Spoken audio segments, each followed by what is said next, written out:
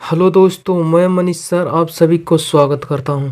दोस्तों, आज की क्लास में रीजनिंग के टॉप 10 क्वेश्चन को शामिल किए हैं, जो सारे प्रश्न इंपॉर्टेंट और सिलेक्टेड लिए गए हैं, जो कि आपके एग्जाम में मैक्सिमम बार रिपीट कर चुके हैं। आपके आगामी एग्जाम में भी इस तरह के प्रश्न देखने को मिलेंगे।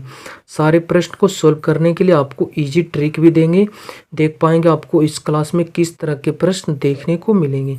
और प्रत्येक क्वेश्चन को आप पहले खुद से ट्राई जरूर कीजिएगा। चलिए सारे क्वेश्चन को बारीकी से देखेंगे। क्वेश्चन नंबर फर्स्ट का आप सब कमेंट कीजिए राइट आंसर क्या होगा। एनालॉजी चैप्टर से प्रश्न आपसे कह रहा है, इल्ली और सब्जी में जो संबंध है बताइए कि दीमक के साथ यहाँ कौन सा ऑप्शन भरा जाएगा। चार ऑप्शन आपके सामने दिया गया है।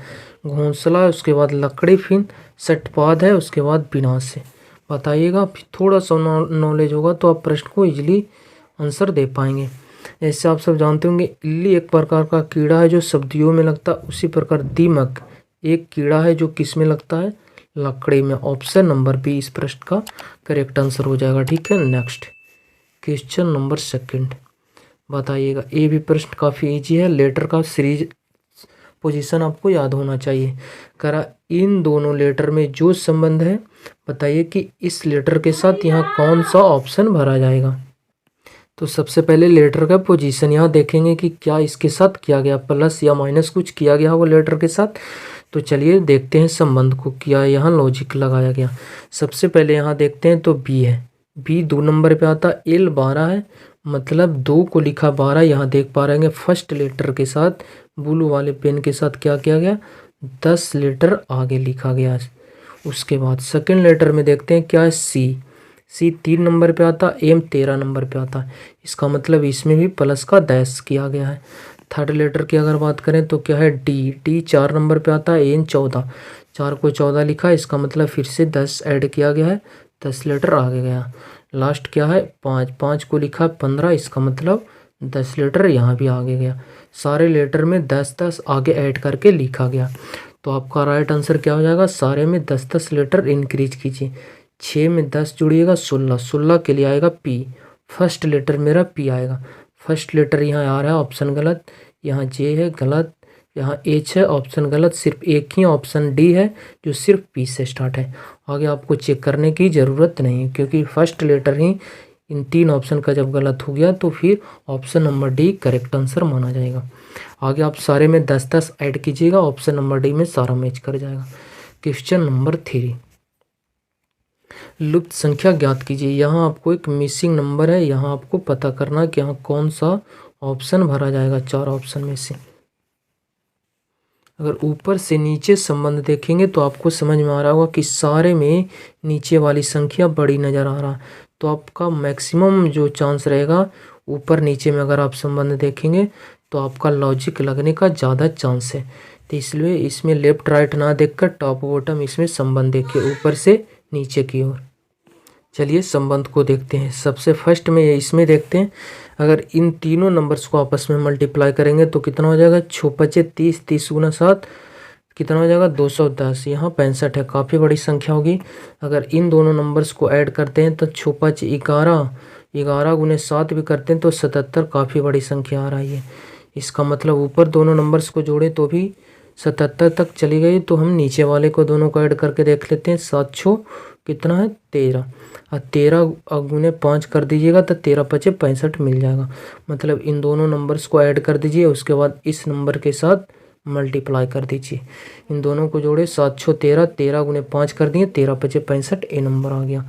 उसी प्रकार इन दोनों नंबर्स को आप ऐड कीजिएगा तो ऐड कर दीजिए 3 और 2 5, और 5 गुना 4 कर दीजिए। 5 गुना 4 कितना होता है, 20, जो कि यहाँ % है।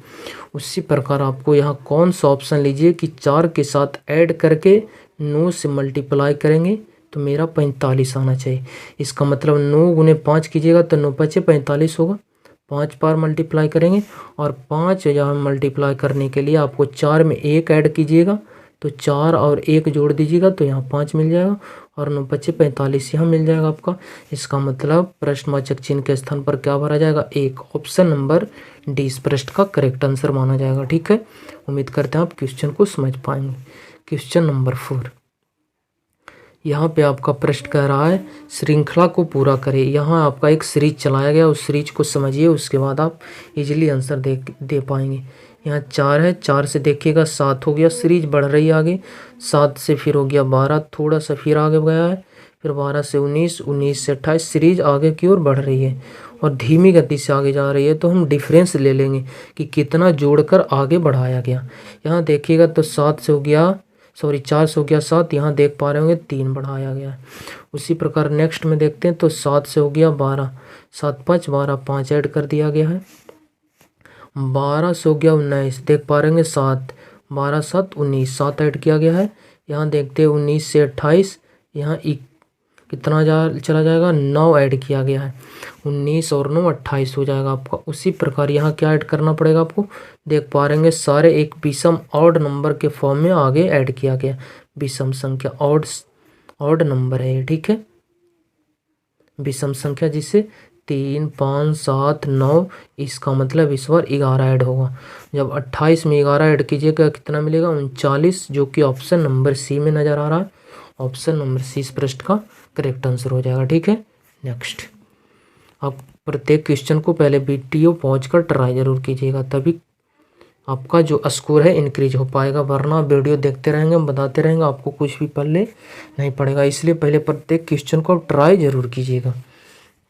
क्वेश्चन नंबर 5 आपका कोडिंग डिकोडिंग से है। प्रश्न आपसे बोल रहा है, क्या पढ़िए प्रश्न को करा, यदि किसी कूट लिपि में फॉरगेट को इस रूप में लिखा जाता है तो हम उसी लिपि में डॉक्टर को किस प्रकार कोड कर पाएंगे, जो आपसे प्रश्न है। तो देखिए इसमें भी संबंध आपको देखना पड़ेगा। यहाँ एफ है, एफ आता है 6 नंबर पे और डी आता है 4 नंबर पे, इसका मतलब 2 लेटर पीछे किया गया, बैक हुआ। उसके बाद ओ 15 को लिखा 16, इसका मतलब प्लस का 1। नेक्स्ट देखते हैं आर 18 को लिखा 16, इसका मतलब फिर से 2 लेटर पीछे गई है। उसके बाद फिर जी 7 को लिखा 8, इसका मतलब प्लस का 1 किया गया, 7 को 8 मतलब प्लस का 1। उसके बाद 5 को लिखा 3, इसका मतलब माइनस का 2 किया गया। उसके बाद फिर ऑप्शन बच रहा टी 20 को लिखा 21 प्लस का 1। सीरीज क्या चल रहा है, पहले 2 लेटर पीछे गया, फिर 1 लेटर आगे गया, 2 लेटर पीछे 1 लेटर आगे, 2 लेटर पीछे 1 लेटर आगे, इस प्रकार इसका एक सीरीज चल रहा है। तो सीरीज स्टार्ट कहाँ से हुआ है, -2 से। -2 से ही हम स्टार्ट करके अपना आंसर देंगे। 4 में जब 2 पीछे जाइएगा मिलेगा 2, 2 के लिए आता है बी, फर्स्ट लेटर मेरा बी आएगा। ऑप्शन नंबर सी ई से स्टार्ट था, इस ऑप्शन को हम गलत कर दिए। सेकेंड लेटर में 1 जोड़ेंगे, 15 में 1 जोड़ेंगे 16 के लिए आएगा पी, सेकेंड लेटर पी आएगा। यहाँ एम था, ये ऑप्शन भी आपका एलिमिनेट हो गया, यहाँ पी है, यहाँ पी है, यहाँ पी है। उसके बाद फिर थर्ड लेटर में क्या होगा, 2 घटेगा, और जब 3 में 2 घटाइएगा तो 1 बचेगा, 1 के लिए ए, उसके बाद ए आएगा, सारे ऑप्शन में ए है। उसके बाद फिर 1 जोड़िएगा, 20 में 1 जोड़िएगा तो 21 के लिए आएगा यू आएगा। उसके बाद ए के बाद यू, ए के बाद यू यहाँ, ए के बाद यहाँ आ रहा है, ये ऑप्शन गलत, ए के बाद यू यहाँ। उसके बाद फिर 2 लेटर माइनस करेंगे, 15 में 2 जाएगा, 13 के लिए आएगा एम है ऑप्शन नंबर ई में, यहाँ पी है, इसलिए ऑप्शन भी आपका गलत। ऑप्शन नंबर ई इस प्रश्न का करेक्ट आंसर माना जाएगा। उसके बाद 1 जोड़ते हैं हम, 18 में 1 जोड़ दीजिएगा, 19 आपको यहाँ मिल रहा है, ठीक है।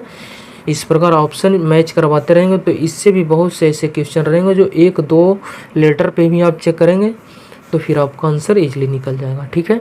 इसलिए ऑप्शन की मदद जरूर लें, जहां आपको लग रहा है कि इस ऑप्शन की हम मदद ले सकते हैं इसमें चेक करने के फॉर्म में, तो आप ज़रूर मदद लीजिएगा। क्वेश्चन नंबर 6 प्रश्न आपसे देखिए मिरर इमेज के करा, जब दर्पण को निम्नलिखित चित्र के अनुसार PQ पर रखा गया है तो तब दिए गए संयोजक का दर्पण में निर्मित सही प्रतिबिंब चयनित करें। मतलब ए PQ जो है एक दर्पण रखा गया, ठीक है, PQ एक क्या है, दर्पण है। इसको हम देखेंगे सारे नंबर्स को, तो यहाँ जो चित्र बनाएगा मिरर, जो यहाँ जो प्रतिबिंब बनाएगा, 4 ऑप्शन में से कौन सा ऑप्शन बनाएगा जो आपको प्रश्न है, ठीक है। तो मिरर इमेज का सिर्फ एक कॉन्सेप्ट है जो आपको याद रखना है कि मिरर वाला पार्ट जो लेफ्ट मतलब बायां, बायां वाला पार्ट राइट मतलब दायां, मतलब बायां वाला पार्ट दाएं चला जाएगा और दाहिना वाला पार्ट बायां आ जाएगा। सिर्फ एक नोट आपको याद रखना है, ठीक है। जब भी आपके एग्जाम में इस तरह के प्रश्न आएगा कि उसका जो दर्पण प्रतिबिंब कैसा बनेगा, एक उसका कॉन्सेप्ट है कि जो बायां वाला पार्ट है उसे दाहिना कर दीजिए और दाएं वाले पार्ट बाएं कर दीजिए, ठीक है। उसके बाद मिरर की एक खूबी की दर्पण की जो वस्तु जितना नज़दीक रहेगा उसका प्रतिबिंब उतना ही नज़दीक बनेगा। जैसे 3 दूर में तो प्रतिबिंब भी दूर बनेगा, 2 भीड़ में तो इसका सबसे पहले प्रतिबिंब 2 का बनेगा। तो देखिए 2 किधर किस प्रकार है, देखिए कर्व, और जो एक कर्व है दाएं है और गया भी है जो दाएं, एक कर्व भी दाएं और खुला भी दाएं, इसका मतलब दोनों बाएं जाएगा और दोनों बाएं जाएगा तो कर्व बाएं ले लिए और खुलेगा भी बाएं। इस प्रकार 2 हमें दिखाई देगा। यहाँ देखिए ऑप्शन नंबर डी में तो ये जो नीचे वाला बेस है 2 का ऊपर कर दिया, इसलिए ऑप्शन को हम गलत कर दिए। ऊपर नीचे में चेंज नहीं होगा, सिर्फ लेफ्ट और राइट में।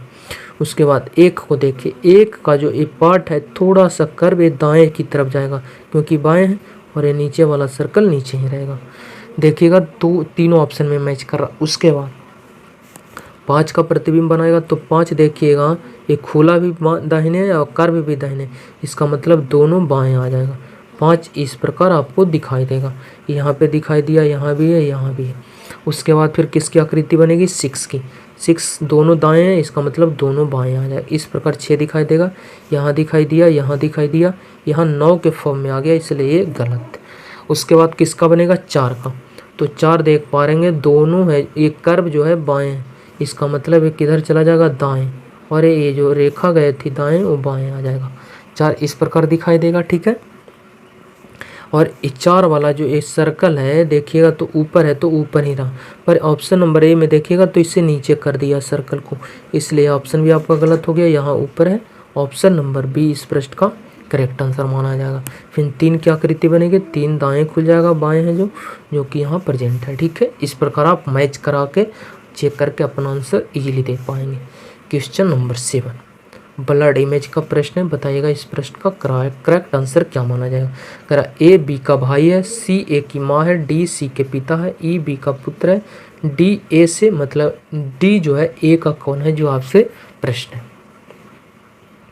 देखिए मेल के लिए सबसे पहले हम क्या लेंगे, प्लस लेंगे, ठीक है। मेल के लिए हम प्लस या फिर ट्रायंगल ले लेते हैं, और फीमेल जहाँ भी आपको लगेगा उसको आप सर्कल में रखिएगा, ठीक है।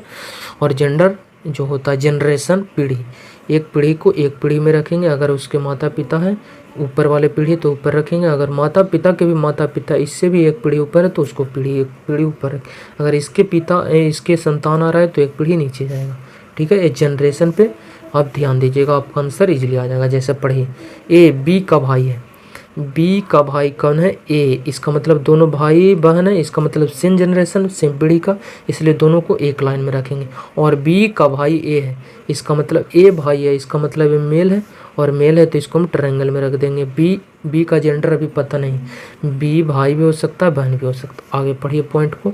अगला पॉइंट कह रहा है सी ए की माँ है, सी जो है ए की माँ, ए की माँ सी है, माँ है इसलिए एक पीढ़ी ऊपर जाएगी, अब माँ है इसका मतलब वो क्या है, फीमेल है, फीमेल है इसका मतलब इस ट्रायंगल में सर्कल में रख देंगे।